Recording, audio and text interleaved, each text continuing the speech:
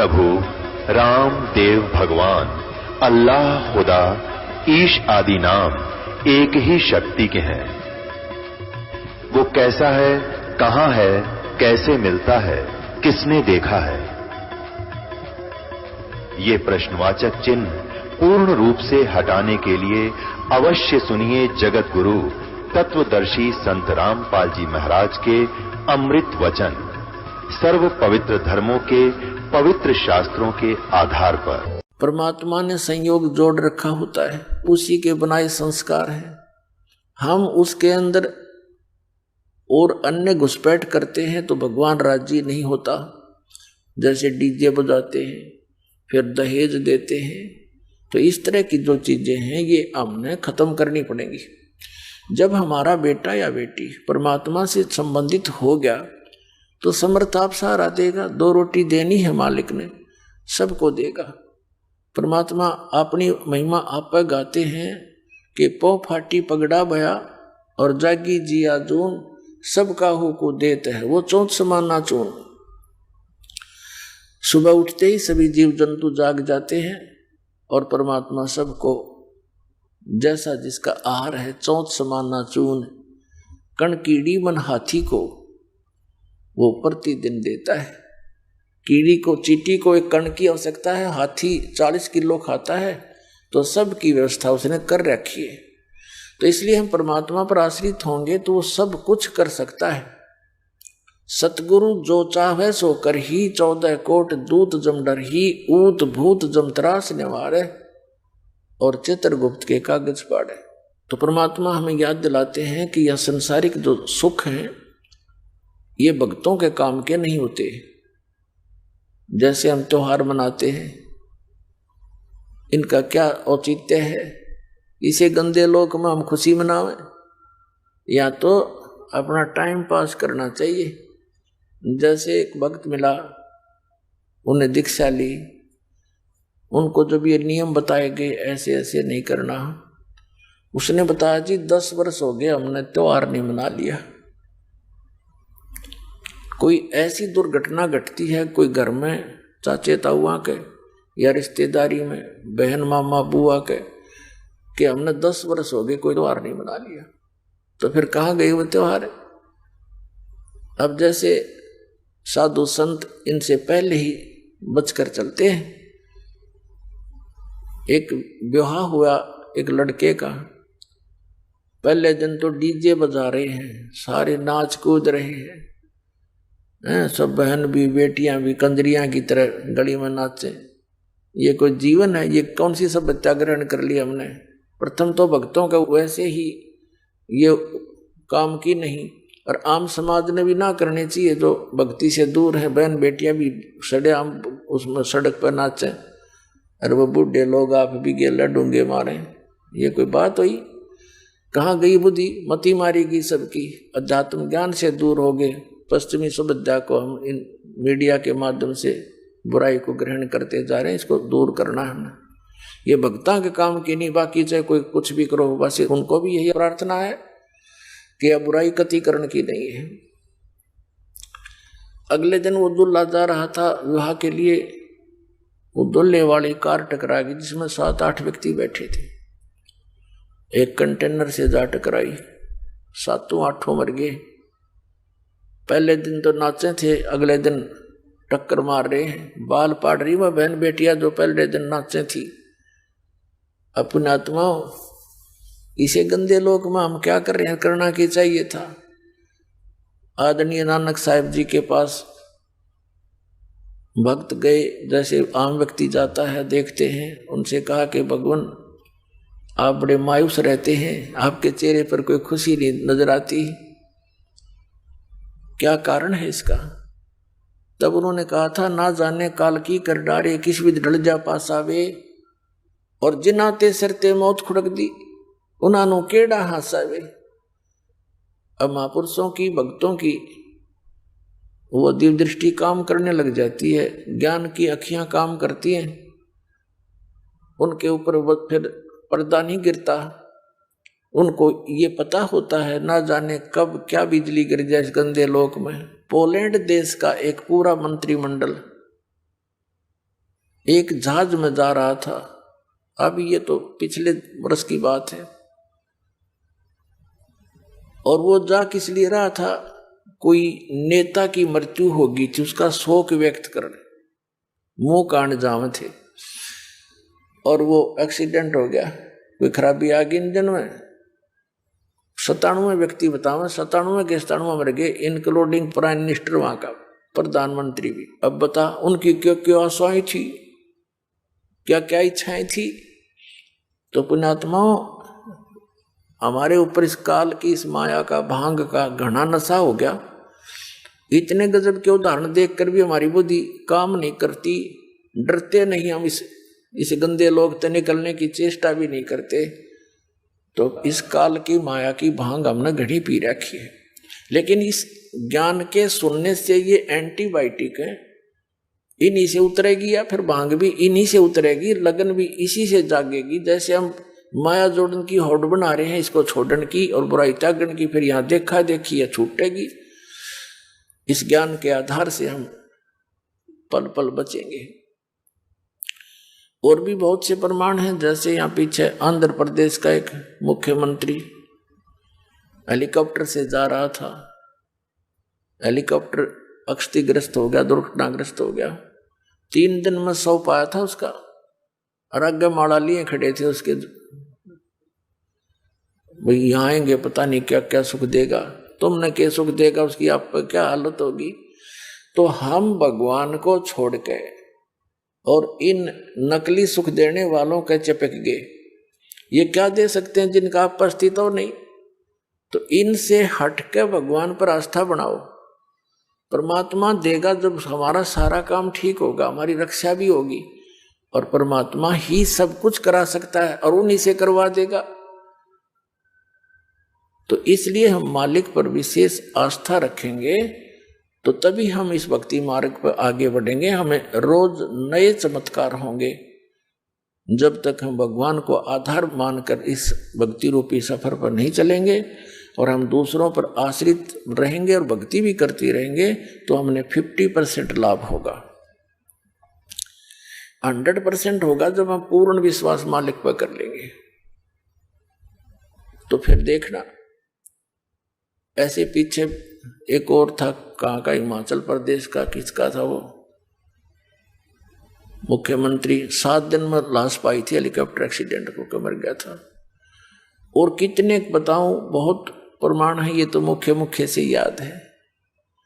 हरियाणा के 2 cabinet minister शपथ लिए, 10 दिन भी ना हुए थे मेरे ख्याल में, हेलीकॉप्टर गिर गया, दोनों मर गए।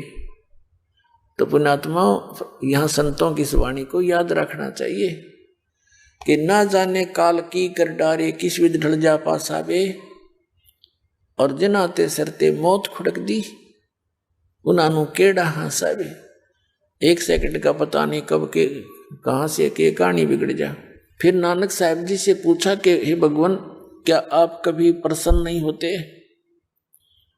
सदा ऐसे ही रहते हो? तब उन्होंने कहा कि साध मले साढ़ साधी होंदी, और बिछड़ जा दिलगिरी वे, अखदे नानक सुनो जहाना मुश्किल हाल फकीरी वे। नानक साहब जी सत्संग किया करते थे महीने में 1 बार। तो कहा करते थे, जब ये साध नल साढ़ साधी होंदी, ये साध संगत जब वापस आ जाती है सत्संग सुनने के लिए, तो मेरी खुशी का ठिकाना नहीं रहता। और जब ये बिछुड़ कर जाते हैं, मुझे मायूसी छा जाती है कि ये बच्चे भगवान के संसार में जा रहे हैं। और संसार की और भक्तों की मर्यादा, उनके नियमों में दिन और रात का अंतर होता है, और यदि मर्यादा भंग हो जाती है तो परमात्मा का कनेक्शन कट जाता है। मर्यादा भंग होने से भगवान का हाथ उठ जाता है। तो वो कहा करते थे कि ये बच्चे जब वापस आ जाते हैं तो मैं समझता हूं कि काल के दूतों का इनके ऊपर असर बना नहीं, तो मेरी खुशी का ठिकाना नहीं रहता कि भगवान के बच्चे सही मार्ग पर जा रहे हैं। और जब ये जाते हैं, मुझे मायूसी इसलिए हो जाती है कि भक्ति इस काल के गंदे लोक में बड़ी कठिन बना दी। लोग भक्ति भी करते हैं, मांस शराब भी पीते खाते हैं, लोग भक्ति भी करते हैं, ड्रामाबाजी साथ भी करते हैं, क्योंकि वो भक्ति है ही नहीं उनके पास। तो यहाँ कहते हैं साध मैंने सड़ सादी होंदी विछड़ जा दिलगिरी वे, अख दे नानक सुनो जहाना मुश्किल हल फकीरी वे। ये हमारी भक्ति, फकीरी माने भक्ति, ये मुश्किल क्यों होगी? क्योंकि हमारी परंपराएं जो भक्ति बाधक वो घनी फैला ली हमने। उन परंपराओं को कम करना है, बिल्कुल सिंपल वे माना पड़ेगा हमने, जब हम सफल हो पाएंगे। हम 20% जो प्रयत्न करेंगे ना रोटी के लिए, तो भी हमारा गुजारा हो सकता। जो आज हम 100% कर रहे हैं, फिर भी टाइम पर टूक नहीं, और टेंशन लिए फिर प्रत्येक प्राणी, किसी ने देख ले टेंशन होगी, किसी ने देख ले टेंशन होगी। क्या की टेंशन हो रही है? ये हमने अपनी परंपरा बिगाड़ रखी है। अब जैसे दास के यहाँ बच्चों का विवाह करते हैं सिंपल वे से, जैसे कपड़े पहन रखे हैं जिटीज, और रोटी भी यहाँ भगवान के भंडार में खाओ और बच्चों का ब्याह करो और जाओ। और जैसे घर पे भी करते हैं तो भी इसी तरह हमने ड्रामाबाजी नहीं करनी। परमात्मा ने ब्याह बच्चों का कर रखा होता है।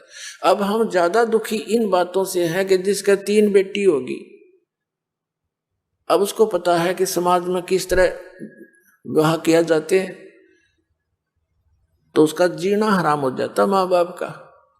और अब ऐसा होगा कि कितनी हो जाओ बेटी, खर्चा तो होना है नहीं, सिंपल वे से ब्याह करेंगे अपने बच्चों का, और बेटी को नाम दिला दे भगवान का, सदा सुखी रहेगी। एक पिताजी कितना धन दे सकता अपनी बेटी को? क्या आजीवन उसका गुजारा करा सकता है? फिर भी उसने अपने संस्कार से ही उसका काम चलेगा। तो संस्कार हम अच्छे बनाएंगे, बचपन से मालिक से जोड़ देंगे उन बच्चों को, तो परमात्मा सदा साथ रहेगा। जहां हम उनका साथ नहीं दे सकते, वहां भगवान साथ देता है।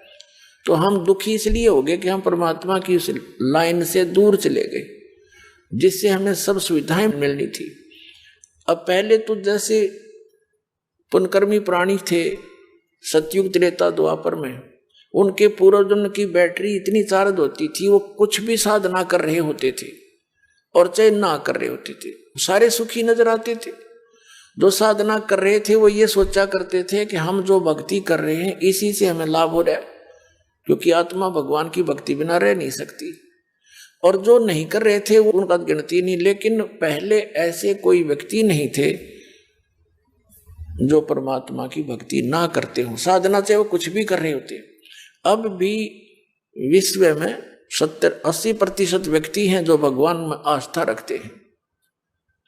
थोड़े बहुत जैसे चीन और रूस जैसे लोग हैं, ये नास्तिक हो गए हैं। ये भी इन नकली गुरुओं के कारण ही हुए हैं, जिनके द्वारा बताए गए भक्ति विधि से परमात्मा से मिलने वाली राहत उनको हुई नहीं, जिस कारण से उन्होंने अपनी सोच से ये विधान बना दिया भगवान कहीं नहीं है, अपना करो और खाओ बस।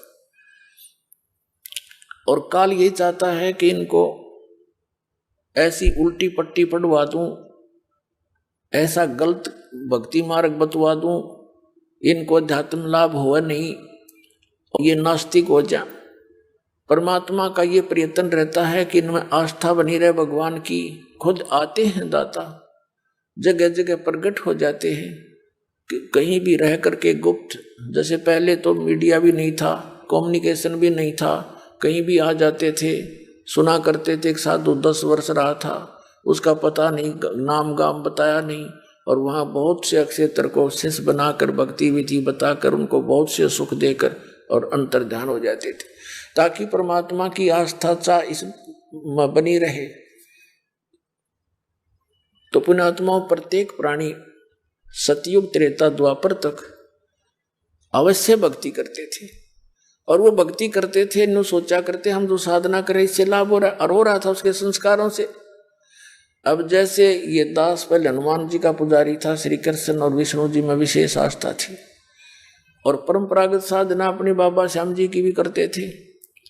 और जो संसारिक सुख थे वह लगातार होते आ रहे थे। जैसे पढ़े, फिर नौकरी प्राप्त हुई, फिर बच्चे हुए, लड़के लड़की हुई, खूब ठीक ठाक सारा काम बढ़िया था, तो हम ये सोचा करते थे, खुशी मनाया करते थे कि हम जो भक्ति कर रहे हैं और जिन भगवानों पर आश्रित हैं यही हमें सुख दे रहे। अब पता चला इनका तो ना तो भक्ति थी जो को हमें सुख दे, ना ये भगवान थे जो हमारे को प्रारब्ध में परिवर्तन कर दे। तो ये हमारी बैटरी चार्ज थी पहले की, और उसी से सुख था उन पुनों से। अब दया होगी दाता की चार्जर मिल गया ना, तो ये दुर्गति हो लो इबने, वो सारी सुविधा खत्म हो जाती। जिन भगवानों को और जिस भक्ति को हम श्रेष्ठ मान कर और पूज रहे थे वो श्रेष्ठ नहीं थी। तो इस प्रकार हमने अपने बच्चों को परमात्मा के साथ जोड़ना अनिवार्य है। कोशिश करते रहो, जैसे बुजुर्ग हैं उनको, बच्चे युवा हो गए हैं वो नहीं मान पा रहे हैं, लेकिन स्वयं दृढ़ रहना, स्वयं दृढ़ रहना, एक दिन उनको मानना पड़ेगा। जब तक ये काल की भांग का नशा है तब तक प्राणी भगवान से दूर रहता है, और एक ऐसा झटका देगा काल, सीधा होया पाओगा, नाक रगड़ता पाओगा और कहेगा पिताजी कहीं ले चल। ऐसे दास ने बहुत से देखे हैं। एक बहन का पति नहीं मानना था कि फौज से रिटायर हुआ था, 5-7 बोतल मिल जाती महीने में सस्ती फ्री, लावा गुट्टी टीटी पाक रहा था, उसके गले में कैंसर होगी। 2 साल के बाद वो लड़की नाम ले रही थी। अब सारा धक्के खा लिए, फिर ने बोला कि इतने ले चाली, मैंने ना गाली दिया करता दारू पी के ले रहा है, मैं हूं तेरा भगवान है, गुरु किसने भगवान बना दिया, गुरु को क्या जरूरत पड़ेगी, मैं हूं तेरा गुरु। ठीक है, पति पत्नी का नाता अपनी सीमा तक है, गुरु तो एक सेपरेट वस्तु है। तो कहने का भाव ये पुण्यात्मा, परमात्मा से डर जिस प्राणी को नहीं है वो आधा तो उसे दिन मर ले है जिस दिन भगवान से नहीं डरता, और फिर काल का झटका आएगा, फिर उसको उठे को नहीं पूरा हो, तो आखिर में फिर आपके साथ आना पड़ेगा। तो इस प्रकार पूरा विश्व अब परमात्मा के चरणों में आएगा, क्योंकि इन भौतिक सुखों से ऊब चुके हैं लोग। हमने देखा एक बार हम गोवा गए हुए थे सत्संग करने के लिए, सत्संग का भी वहीं पर ऐसा स्थान नियुक्त हो गया जो समुद्र के बिल्कुल निकट था। तो हम उधर घूमने गए तो वहां दूर देश के आए हुए रिच मैन, धनी व्यक्ति उड़े नंगे लौट रहे समुद्र के किनारे ने कहा यहाँ शांति है। हम शांति ढूंढे माया में, और वो माया छोड़ के शांति ढूंढे और रेत में। देख सारी उल्टी पढ़ाई पढ़ रखी हमने। तो ईब वस्त कति छक लेंगे इस भौतिक गाने गुने सुनकर, टीवी टावी देख के, मोबाइल तो भी बोर हो लेंगे, क्योंकि जो आत्मा को चाहिए वह वस्तु मिल नहीं रही। और मन की आदत है, एक वस्तु न देखेगा चाहेगा 10 दिन में रिजेक्ट कर देगा, और चाहिए। तो ये तो एक मालिक ने बढ़ुआ बताया है कि इसका तो कितना अंत है को नहीं। तो इसकी हर प्रकार से काल की जो डोर को टाइट करने के लिए, इसकी इच्छाओं का नाश करने के लिए तो तत्व ज्ञान की आवश्यकता होती है। जो भक्ति के अंदर सुख है प्राणी को, इस पृथ्वी की किसी वस्तु पर नहीं हो सकता, क्योंकि वो सुख है नहीं, हम सुख मान रहे हैं उनको। कबीर साहब कहते हैं झूठे सुख को सुख कहे ये मान रहा मन मोद, ये सकल चबी ना काल का, कुछ मुख में कुछ गोद। इस झूठे सुख ने सुख मान रहे हो तुम। ऋषि में फूले नहीं समाते, 1 सेकंड का भरोसा नहीं कब बिजली गिर जाए, फिर काहे की वस्तु। परमात्मा कहते हैं नंगा आया जगत में और नंगा ही तू जाए, और बीच में ख्वाबी ख्याल है मन माया भरमावे। कति निवस्त्र आया था, निवस्त्र ले जाएंगे, फूक आऊंगे जाकर, जब जागा यहां से तुझे कोई कपड़ा साथ नहीं चले तेरे। और बीच में ये थोड़ा सा ये बकवाद थी कर गया तू, और इस दौरान करना चाहिए था परमात्मा की भक्ति दान धर्म, उसके अभाव से जीवन नष्ट कर दिया। अब यहां परमात्मा कहते हैं यहां सुख नाम की चीज नहीं है, हमने इस दुख को ही सुख मान लिया। कैसे मान लिया? जैसे एक व्यक्ति के 3 पुत्र थे, एक की मृत्यु होगी, 2 शेष थे, वो बुरी तरह रो रहा था, हाहाकार मच रहा। तो सांत्वना व्यक्त करने के लिए, शोक व्यक्त करने के लिए आ रहे थे मित्र प्यारे, उनमें से एक व्यक्ति ऐसा आया जिसका एक ही पुत्र था, उसी की मृत्यु हो चुकी थी 2 वर्ष पहले। अब वहां बैठ गया आके, तो फिर सांत्वना देने वालों ने उसको कहा कि देखो भाई, ये तो यहां सभी के साथ बीत रही है, यहाँ का तो विधान है, अब कुछ बनने वाला है नहीं, क्यों अपनी आंखें खराब कर रहा है। देखिए इसका इकलौता पुत्र था और वो भी चला गया। उसको फिर राहत होगी, यूं सोची, हे भगवान चोखा, मेरे 2 तो बच गए, इस बेचारे का एक ही था, वही मर गया। अब उसने इससे संतुष्टि हुई, सुख हो गया। अब वो खाक सुख हो गया कि बेटा आ गया वापस। सिर्फ हम एक दूसरे ने देख कर सुख मान रहे हैं, उससे दुखी, हमसे कुछ ज्यादा दुखी मिल जाता तो हम अपने को सुखी मान लेते। तो ये खाक सुख है। यहाँ पर एक व्यक्ति बता रहा था कि मेरी कन्या हुई, उसका गुदा नहीं थी, बड़ी चिंता हुई, कति नींद आना हराम हो गया, हे भगवान क्या बनेगा बेटी के साथ। एक मेडिकल में लेकर गए उसको, सरकारी पीजीआई में। तो जिस कक्ष में, जिस वार्ड में हम गए, तो वहां 4 और थी ऐसी बच्चे, लड़के और लड़कियां, उनके भी ऐसी गुदा नहीं थी। तो वहां जाकर कहता है कि फिर थोड़ी शांति हुई मुझे कि हे भगवान और भी दुखी है, बता यो खाक सुख हो गया, क्या मिल गया फिर उसको। तो परमात्मा कहते हैं झूठे सुख को सुख है ये मान रहा मनमोद, ये सकल जबीना काल का कुछ मुख में कुछ खोद। तो इसलिए परमात्मा कहते हैं मन तू चल रे सुख के सागर, जहाँ शब्द सिंधु रत्नागर। मन तू चल रे सुख के सागर, जहाँ शब्द सिंधु रत्नागर। कोट जन्म तन भर मत होगे, कुछ ना हाथ लग्या रे। कुकर सुकर खर बया बोरे, कौवा हंस बुगारे। मन तू चल रे सुख के सागर, जहाँ शब्द सिंधु रत्नागर। मन तू चल रे सुख के सागर। जैसे समुद्र के अंदर जहाज चला जाता है 200 किलोमीटर 300 किलोमीटर, तो वहां चारों तरफ दृष्टि फैलाकर जहाज के यात्री देखते हैं, जल के अतिरिक्त कुछ भी दिखाई नहीं देता।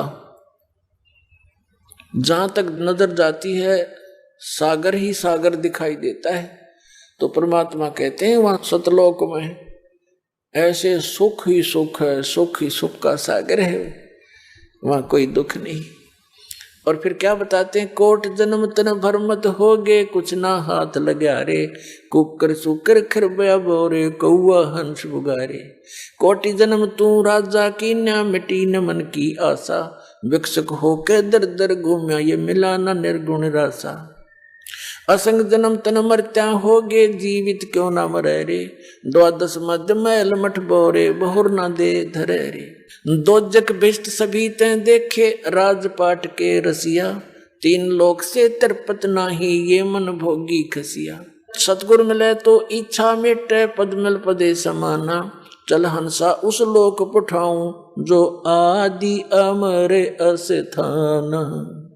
4 मुक्ति जहाँ चंपी करती, माया होरी दासी। दास गरीब अभय पद पर से, वो मिले राम अविनाशी।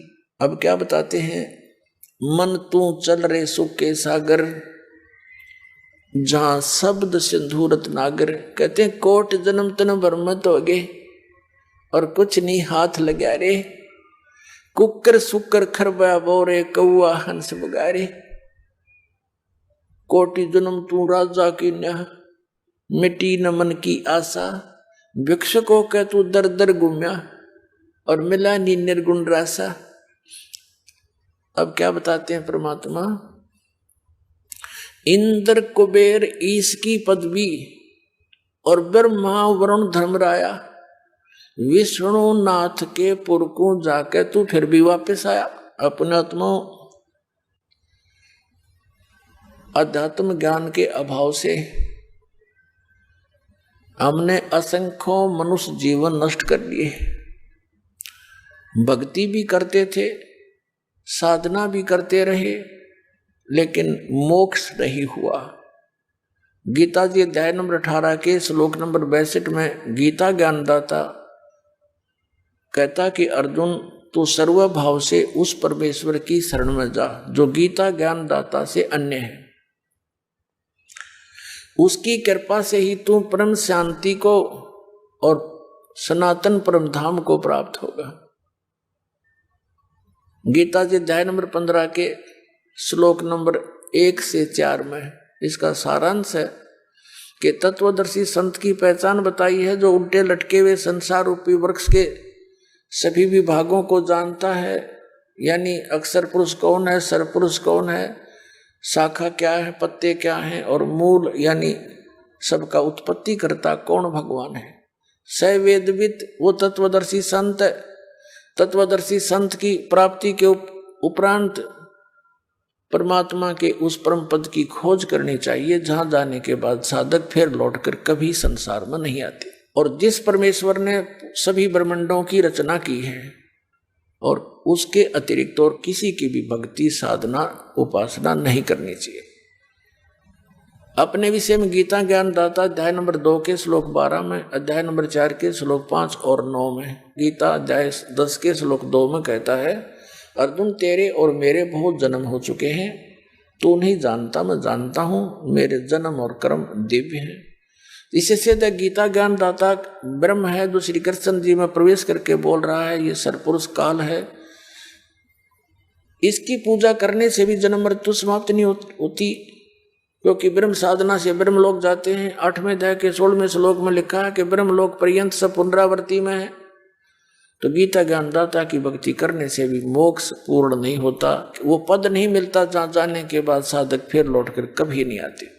श्री ब्रह्मा रजगुण, श्री विष्णु सतगुण, श्री शिव जी तमगुण की भक्ति करने से भी जीव जन्म मृत्यु में ही रहता है। जैसे देवी भागवत गीता प्रेस गोरखपुर से प्रकाशित सचित्र मोटा टाइप उसके 123 पृष्ठ पर भगवान विष्णु और शंकर स्वयं स्वीकार कर रहे हैं कि हमारा जन्म मृत्यु होता है, हम नित्य नहीं है, अविनाशी नहीं है।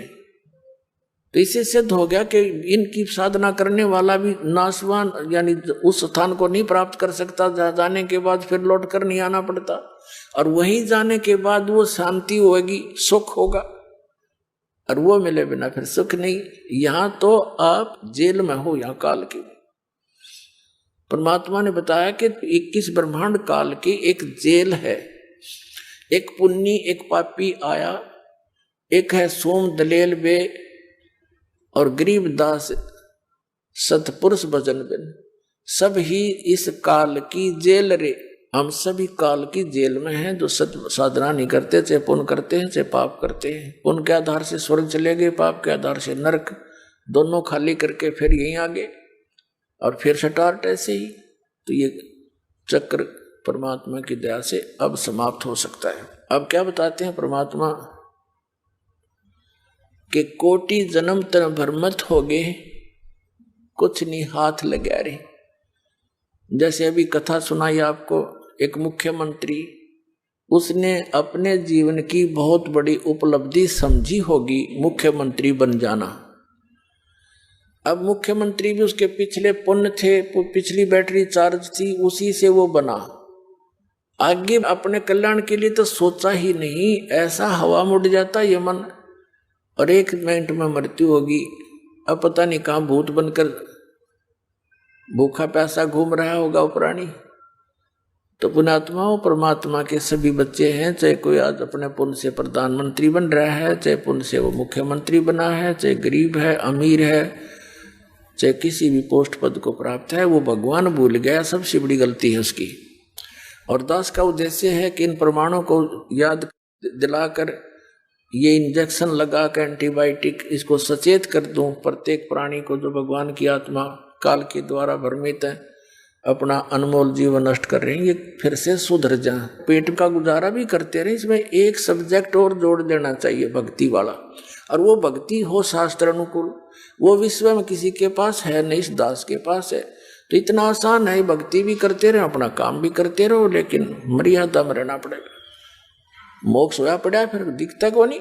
रास्ता ना मिलने से आदमी भटकता रहता है, रास्ता मिला और सीधा चला, लूला लंगड़ा भी पहुंच जाएगा, 2 दिन पीछे पहुंच जाएगा। रास्ता ठीक नहीं मिल रहा, हमारे को मिसगाइड कर रखा, कोई इधर भरमा दिया, कोई इधर भरमा दिया, तो दिशा भ्रष्ट कर दिया हम सबको।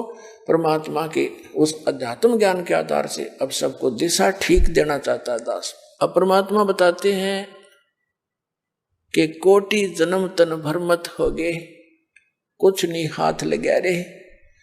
जैसे आदरणीय नानक साहिब जी के पूर्व जन्मों की कथा बताई है। सतयुग में ये पुण्यात्मा राजा अम्बरीश थे और इतने धार्मिक व्यक्ति थे, ऐसे धार्मिक राजा थे, कहते हैं इनके राज्य में जितना इसका क्षेत्र था, बकरी और शेर एक ही घाट पर पानी पीते थे। यानी उसकी भक्ति की कमाई से प्रत्येक प्राणी में अहिंसा खत्म हो गई थी। और एक बार ये जिसने सिद्ध ऋषि मानते थे दुर्वासा जी ने जाके उनके साथ ज्ञान संवाद किया था और अपने ज्ञान को उनके ऊपर थोपना चाहा था बाई फोर्स। और राजा अम्बरीश ने पहले तो उनके सामने हाँ भर ली, लेकिन अपनी क्रिया वो कर रहा था वही करता रहा। नेक्स्ट टाइम जब वो आया दुर्वासा को फिर वही क्रिया करते हुए राजा को देखा तो गुस्सा हो गया वो। उसने सुदर्शन चक्कर से शीश काटने के लिए, अम्बरीश को मारने के लिए सुदर्शन चक्कर छोड़ दिया। अब वो सुदर्शन चक्कर राजा अम्बरीश पर अटैक ना करके वापस दुर्वासा की तरफ मुड़ गया उसी को मारने के लिए। अब दुर्वासा भाग लिया, सिद्धि से उड़ गया। पहले शिव जी के लोक में गया, शिव जी ने कहा भी मेरे बस की बात नहीं, तू यहां से निकल। फिर ब्रह्मा जी के पास गया, ब्रह्मा जी ने भी हाथ जोड़ दिया, भाई ये मेरे बस का नहीं है, तू निकल यहां से, मुझे मरवाएगा। अब विष्णु जी के पास इसलिए नहीं जा रहा था क्योंकि राजा अम्बरीश विष्णु जी के पुजारी थे। आखिर में उसने वहां जाना पड़ा। जब भगवान विष्णु जी के पास वो पहुंचा तो सुदर्शन चक्र 10 कदम नीचे रुक गया हवा में और अम्बरीश विष्णु जी के चरणों में खड़ा था। तब विष्णु जी ने पूछा कि बोल भाई ऋषि जी क्या गुस्ताखी कर दी तूने, सुदर्शन चक्र क्यों तेरा पीछा कर रहा है। उसने फिर सारी कहानी बताई, जी ऐसे ऐसे मैंने राजा अम्बरीश के साथ बदतमीजी कर दी। विष्णु जी ने कहा कि उसी के पास जाओ, वो क्षमा करेंगे तो तेरी माफी होगी, मैं नहीं कर पाऊंगा। अब रो दुर्वासा वहां बैठ के विष्णु जी के चरणों में, हे भगवान। उसको इतनी संतुष्टि तो होगी थी दुर्वासा को कि यहां आने से ये रुक गया, खड़ा हो गया, दूर तेरे पे असर नहीं कर पा रहा। तो कहता है भगवान मुझे आपके शरण से कहाँ भेज रहे हो, मुझे मार डालेगा ही। तो विष्णु जी ने कहा मैं नहीं कुछ कर पाऊंगा, चरण उसके पकड़ जाके अम्बरीश के। तो और चारा ना देखा, चल पड़ा। एक बार पीछे न देखा, आगे न बाजे। राजा अम्बरीश के चरणों में जाकर कहा मुझे माफ करो। राजा अम्बरीश ने वो सुदर्शन चक्र हाथ में पकड़ लिया और शांत करके उसका दे दिया, ले तेरी तोब है। और भक्ति का मार्ग न्यारा है, ये सिद्धियां पिद्धियां ये तो बच्चों के खिलौने हैं। तो इतना विद्वान था और ऐसा भक्ति युक्त था वो प्राणी। अगले जन्म में वो राजा अम्बरीश राजा जनक हुए और राजा जनक के समय भी उस जीवन काल में उसने हजारों की संख्या में यज्ञ किए और जिस कारण से बहुत से जहां वो यज्ञ किया करते वो तीर्थ भी प्रसिद्ध हैं। और एक सुखदेव नाम के ऋषि थे, माँ के गर्भ से बैटरी चार्ज थी उसकी, पिछले जन्मों की, बाहर आती आकाश में उड़ के चला गया था, पिता माता के मुख भी नहीं देखा था और गुरु धारण नहीं कर रखा था उसने। भगवान विष्णु ने उसको अपने लोक से वापस कर दिया था कि तू निगुरा है, गुरु नहीं है तेरा, गुरु बना। भगवान विष्णु ने कहा था सुखदेव ऋषि को कि राजा जनक को गुरु बनाओ। अब वो बाल ब्रह्मचारी राजा जनक गृहस्थी सुखदेव ऋषि के सामने एक समस्या उत्पन्न हो गई थी कि भी मैं तो बाल ब्रह्मचारी और त्यागी और वैरागी सन्यासी एक गृहस्थी को कैसे प्रणाम करूंगा। इस काल ने हमारे कई बंधन बांध रखे हैं ताकि वो भक्ति ना कर ले। मान बड़ाई सबसे बड़ी दुश्मन है इस प्राणी की। कबीर साहब कहते हैं राज तजना सहज है, सहज त्रिया का ने, और मान बड़ाई ईर्षा दुर्लभ तजना ये। अरे इनके तजे बिना भगवान नहीं मिल सकता। कहने का भाव ये है, अंत में उसने राजा जनक से दीक्षा लेनी पड़ी। दास जो आज के सत्संग में तो सिद्ध करना चाहता है कि ऐसी पुण्यात्मा राजा जनक, ऐसा भक्ति युक्त एक सन्यासी ने चरणों में माथा टेका और शेष बनना पड़ा। और फिर वो क्या हुआ, कैसे चलता है ये काल हमारे को। जब पुण्यों से युक्त राजा जनक शरीर छोड़कर विमान में बैठकर जा रहा था, रास्ते में एक नरक था। उस नरक के अंदर 12 करोड़ आत्माएं उसमें अपना दुख भोग रही थी, हाहाकार मचा था। अब संत साधु दयालु होते हैं। राजा जनक ने उन पायलटों से कहा कि विमान रोको, ये रोने की आवाज कहाँ से आ रही है, पता करो। तो उन्होंने बताया कि जी यहाँ एक नरक है, इस नरक में अपने पापों का भोग भोग रही हैं सभी आत्माएं। तो राजा जनक ने कहा कि इनको छोड़ दो, इनका दुख मेरे से देखा नहीं जाता। तो पार्षदों ने जो साथ आए हुए थे भगवान के दूत, उन्होंने कहा कि नहीं राजा, यहाँ आपका हुक्म नहीं चलता, यहाँ तो धर्मराज के आदेश से सब कुछ होता है। तो उन्होंने कहा कि धर्मराज से मेरी बात कराओ, अन्यथा मुझे भी यहीं छोड़ दो। ये सारी समस्या धर्मराज के पास फोन किया उन्होंने। धर्मराज ने कहा कि राजन आप आ जाओ, इनका अपना कर्म इनके भोगना ही पड़ता है, तो जैसा कर्म प्राणी करता है उसको भोगना पड़ेगा, आप अपने स्वर्ग में जाओ। राजा जनक ने कहा कि नहीं, या तो इन सबको छोड़ दो, ना मुझे भी इसी में डाल दो, मैं नहीं जा सकता आगे। अब धर्मराज आ गया वहां पर। उसने एक विकल्प रखा कि राजन एक विकल्प है इसका, आप अपने पुण्य इनको दान कर दो, संकल्प कर दो, फिर हम इनको निकाल देंगे इस नरक से। तो राजा जनक ने अपने 50% पुण्य उनके निमित्त कर दिए। अब वहां से वह सभी आत्माएं निकाल दी और स्वर्ग में राजा जनक के साथ भेज दी। अपने आत्माओं, जब तक राजा जनक द्वारा दिए गए पुण्य एवरेज में सबके बांटा आए, वो पुण्य रहेंगे तब तक तो वो रहेंगे स्वर्ग में, और जो पाप उन्होंने भोगने थे वो शेष हैं, वापस फिर वो आकर अपना नरक फिर भोगेंगे। और उधर से राजा जनक 50% का उसका जाड़ा ले लिया, वो खाली कर दिया। अब फिर बाकी का समय अपना स्वर्ग में व्यतीत करके वही पुण्यात्मा नानक जी बने। श्री नानक देव जी सिख धर्म के प्रवर्तक पहले राजा बने, राजा अम्बरीश, राजा जनक, सैकड़ों लाखों नौकर सैनिक उनके नौकर होते थे। और फिर स्वयं पिछले पुण्य अक्षीण हो जाने से वो स्वयं एक सुल्तानपुर के अंदर नवाब के यहाँ स्वयं नौकर लगे हैं। अब देखो परमात्मा की फिर रजा, जो जन मेरी शरण है ताका हूं मैं दासे, गेल गेल लाग्या फिरूं जब तक धरती आकाश।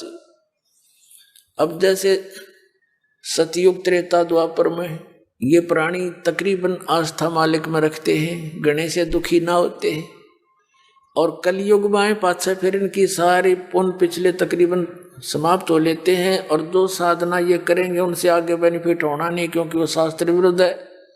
तो परमात्मा ने ये समय इसलिए सिलेक्ट किया था कि इस समय सबकी बुद्धि ठिकाना आ जाएगी और ज्ञान समझ लेंगे, और मैं जो मार्ग बताऊंगा उससे इनको सुख मिलेगा जो भगवान से मिला करता है, तो मुझे आसानी से पहचान लेंगे।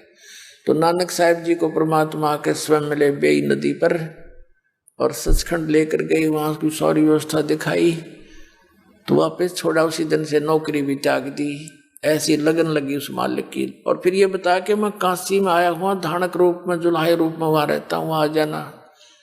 जब वहां जाकर दे काशी में जुलाहे धानक के रूप में क्रिया करते उसी परमात्मा को जिसको सतलोक में देखा था, तब कहा था फाई सूरत मुलुकी वेश ए ठगवाड़ा ठगी देश खरा सियाना बोता भारी लोगों धानक रूप रहा करता। ये बैठा भगवान, ये बैठा परमात्मा।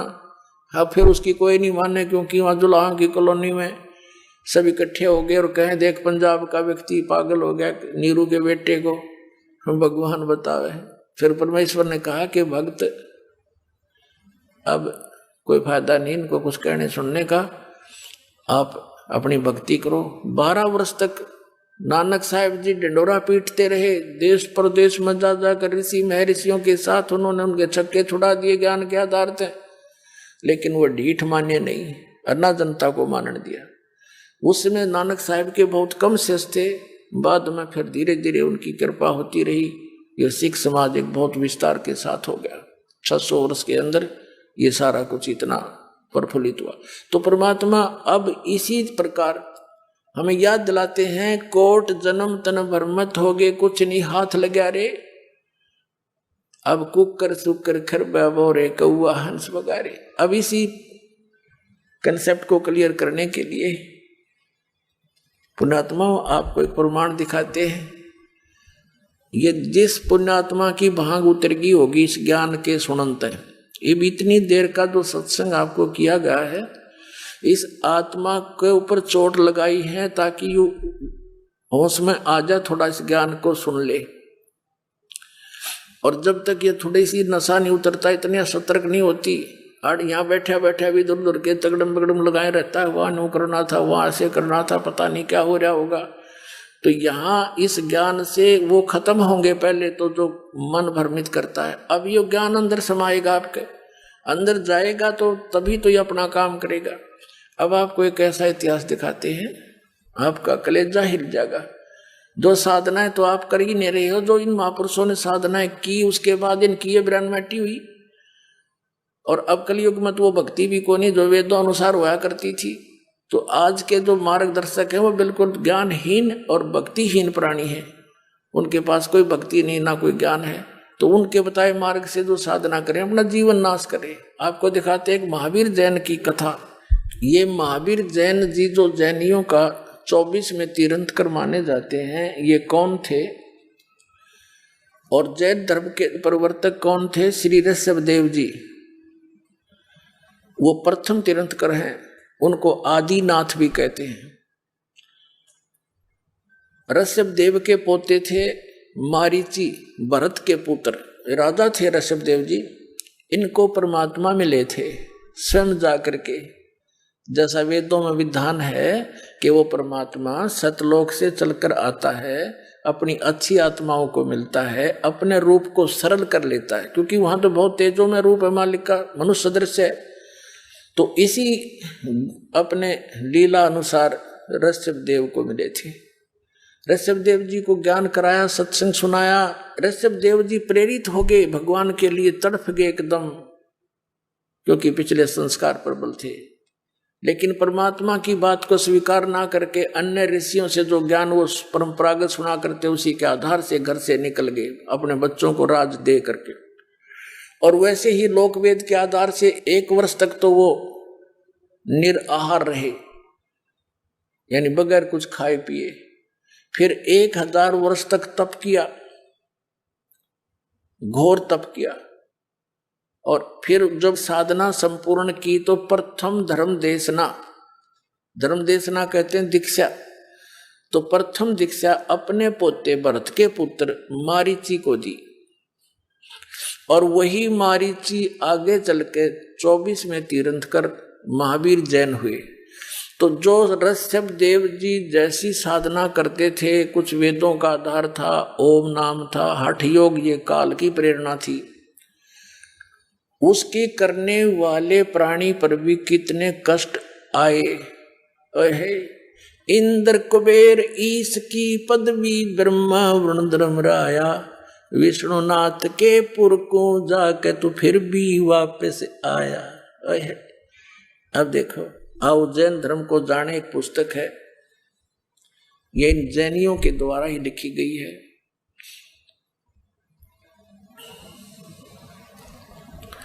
प्रवीण चंद्र जैन M.A. शास्त्री इसके लेखक हैं। आओ जैन धर्म को जाने, ये है लेखक प्रवीण चंद्र जैन M.A. शास्त्री, जम्बू द्वीप हस्तिनापुर। प्रकाशक है श्रीमती सुनीता जैन, जम्बूद्वीप हस्तिनापुर, मेरठ उत्तर प्रदेश में। मुद्रक है ये Dhirendra Jain, new Rishabh offset printers, Meerut. अब इसके हम 293 से शुरू करेंगे। यहाँ 293 पृष्ठ है ये प्रश्न उत्तर लिखे हुए हैं। श्री महावीर भगवान के अन्य कौन कौन से नाम हैं? उत्तर दिया है अन्य 5 नाम हैं, वीर, अतिवीर, सम्मति, महावीर एवं वर्धमान। अब हम आगे आ जाएंगे 294 पृष्ठ पे। आओ जैन धर्म को जाने। महावीर भगवान के जीवन का कथन कहाँ से आरंभ होता है? उत्तर पूर्वा नामक भील की पर्याय से, यानी मारीची से पहले ये एक पूर्वा नामक भील था। पूर्वा भील कौन था? उसने क्या किया?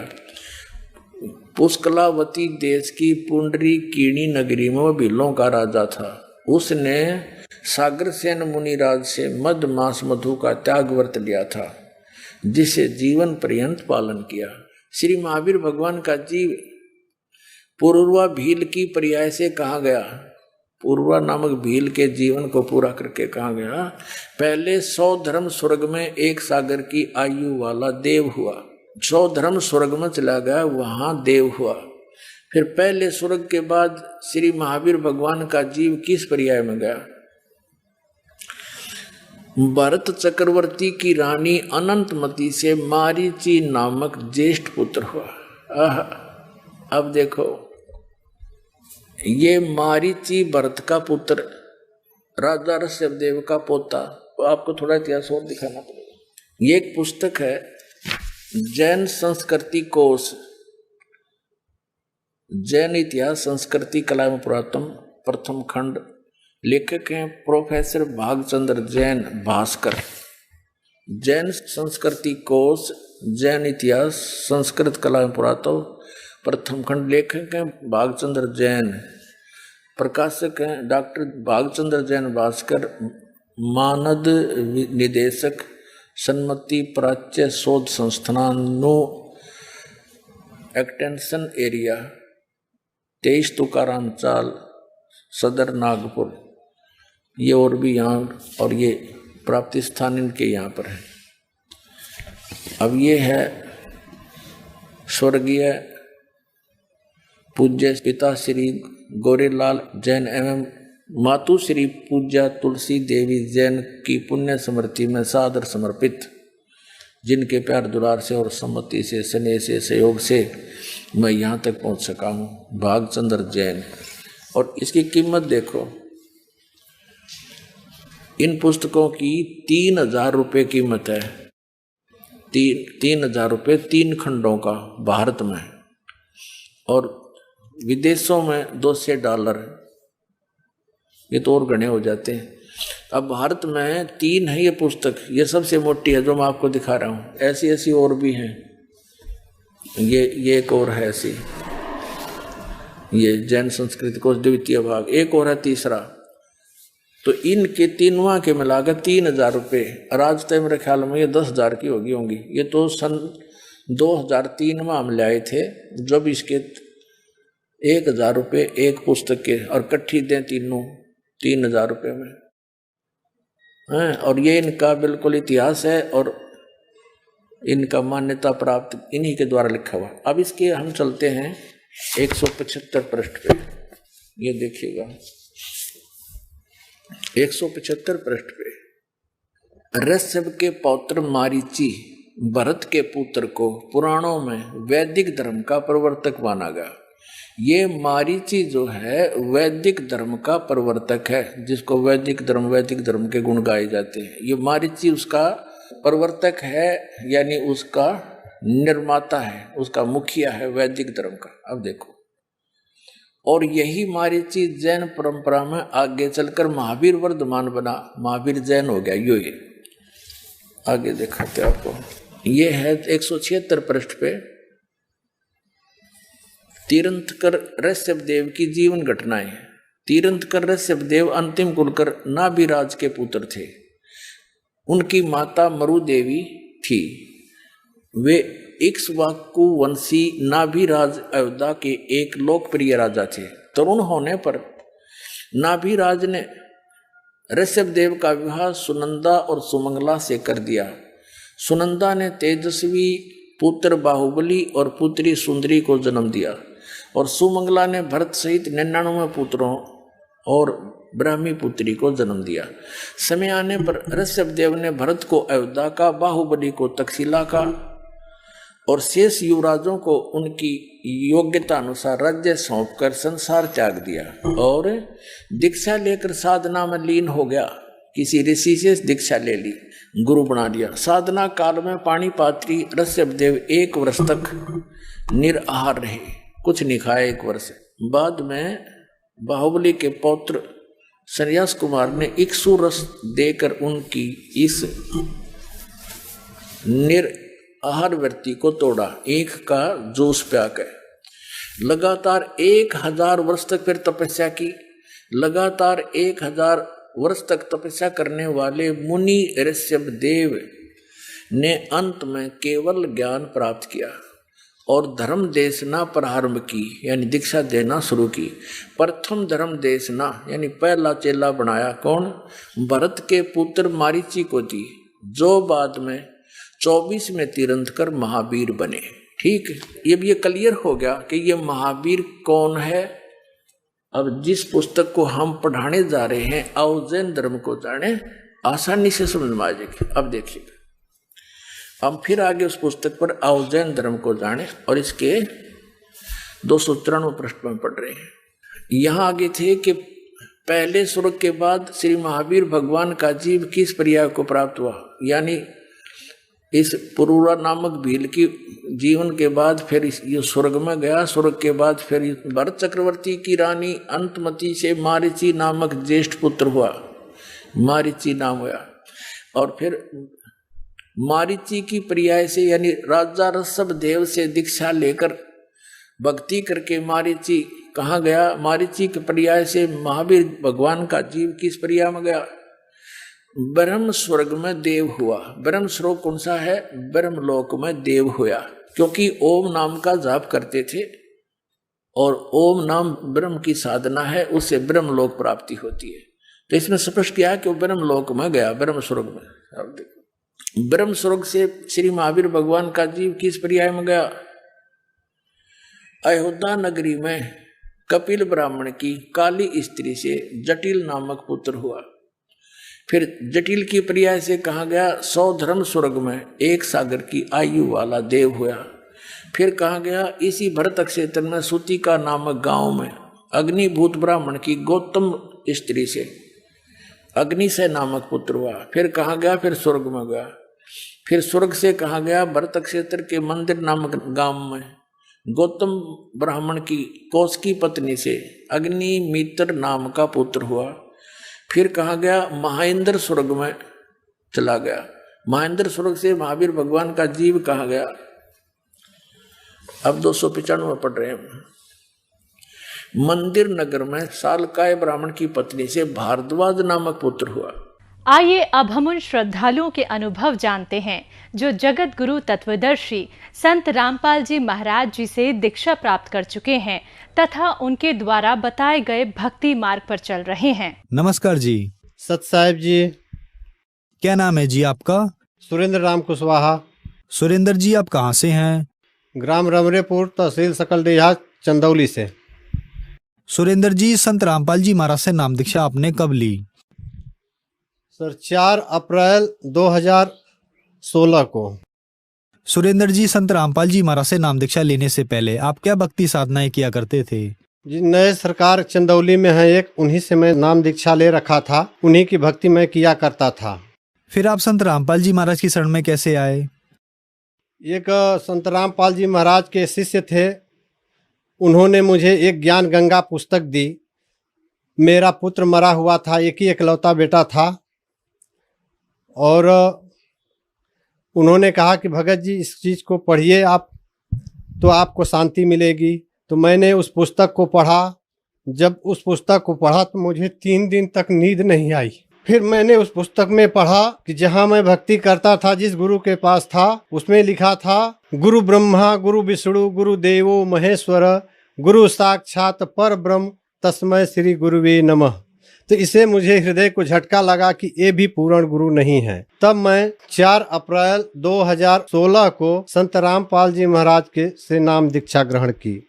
सुरेंद्र जी, संत रामपाल जी महाराज से नाम दीक्षा लेने के बाद आपको क्या क्या लाभ मिले? संत रामपाल जी महाराज से नाम दीक्षा लेने के बाद मुझे शारीरिक सुख मिले, मानसिक और आर्थिक स्थिति भी सुधरी, और सबसे बड़ा लाभ, मेरी बेटी को यूट्रस में कैंसर था। मैंने कैंसर का इलाज चंदौली सरकारी अस्पताल में दिखाया और वहाँ पर एक्सरे और सारा रिपोर्ट मैंने लिया, तो डॉक्टर ने बोला कि बिना ऑपरेशन का नहीं ठीक होगा, ऑपरेशन करवाना ही पड़ेगा। तो मैंने कहा कि मेरे पास पैसे इतने नहीं हैं, मैं ऑपरेशन नहीं करवाऊंगा। पूर्ण परमात्मा संत रामपाल जी महाराज के चरणों में जाकर मैंने समर्पण किया और परमात्मा से बेटी को नाम दिलाया। जिस दिन मैंने नाम दिलाया, नाम लिया, उसी क्षण जो है पेट का दर्द गायब हो गया। उसके बाद से आज तक कोई तकलीफ नहीं हुई, बिना ऑपरेशन के, बिना दवाई के, और मेरी बेटी का कैंसर ठीक हो गया। जबकि डॉक्टरों ने कहा था कि बिना ऑपरेशन का ये नहीं ठीक होगा, ऑपरेशन करवाना ही पड़ेगा। तो मैंने कहा कि मैं ऑपरेशन नहीं करवाऊंगा, मैं परमात्मा के शरण में जाकर परमात्मा से नाम लिया, दीक्षा दिलाया। उसके बाद मेरी बेटी का सर्व रोग नाश हो गया। मेरे कान के पर्दे में छेद था, मैंने एक्सरा करवाया चंदौली हॉस्पिटल में, फिर मुंबई केएम हॉस्पिटल में मैंने दिखाया। वहाँ के भी डॉक्टर बताए कि कान के पर्दे में छेद है, कान के पर्दा लगाना पड़ेगा, बिना ऑपरेशन का नहीं होगा। तो मैंने फिर कहा कि मेरे पास इतने पैसे नहीं हैं, मैं ऑपरेशन नहीं करवा सकता। फिर मैंने पूर्ण परमात्मा संत रामपाल जी महाराज से मैं प्रार्थना की। उसके बाद ये मेरे कान का पर्दा ठीक हो गया। उसके बाद फिर गया दिखाने के लिए डॉक्टर को, वापस केएम हॉस्पिटल में फिर गया, तो वहाँ पर डॉक्टरों ने कहा कि आपके कान का पर्दा ठीक है, ऑपरेशन की कोई ज़रूरत नहीं है। तो मैंने सर कहा कि आपने कहा था कि ऑपरेशन करवाना पड़ेगा। तो फिर पूछे कि आप क्या करते हो? तो मैंने कहा संत रामपाल जी महाराज की मैं भक्ति करता हूँ, इसलिए मैं ठीक हो गया। आप मेरा रिपोर्ट देख सकते हैं। भक्तमती को मैंने बोला कि अकाउंट में जा कर के देखो कितने पैसे हैं। तो मेरे अकाउंट में सिर्फ 300 रुपये था, मैंने देखा था। तो भगतमती ने अकाउंट गई चेक करने, तो उसमें अकाउंट में 11,300 रुपये था, आया हुआ था।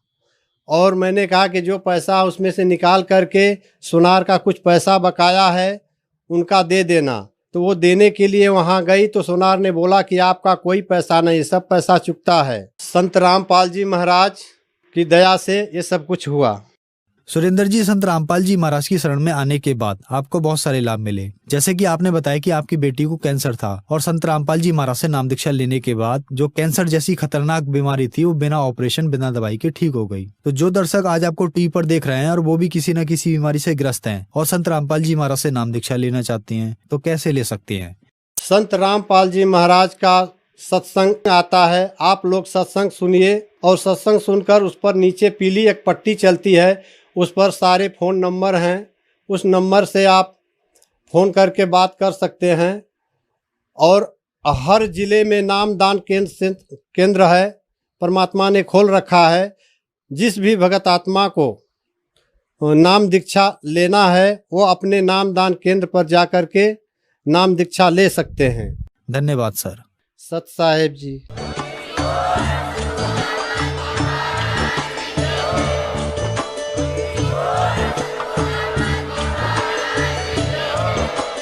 आप सुन रहे थे जगत गुरु तत्वदर्शी संत रामपाल जी महाराज जी के मंगल प्रवचन। अधिक जानकारी के लिए विजिट कीजिए हमारी वेबसाइट www.jagatgururampalji.org। संत रामपाल जी महाराज जी के शुभ आशीर्वाद से पूरे विश्व भर में 500 से भी ज्यादा नाम दीक्षा केंद्र हैं, जिन पर संत रामपाल जी महाराज जी द्वारा ऑनलाइन निशुल्क नाम दीक्षा दी जा रही है। अपने नजदीकी नाम दीक्षा केंद्र का पता करने के लिए संपर्क करें 8222 880541।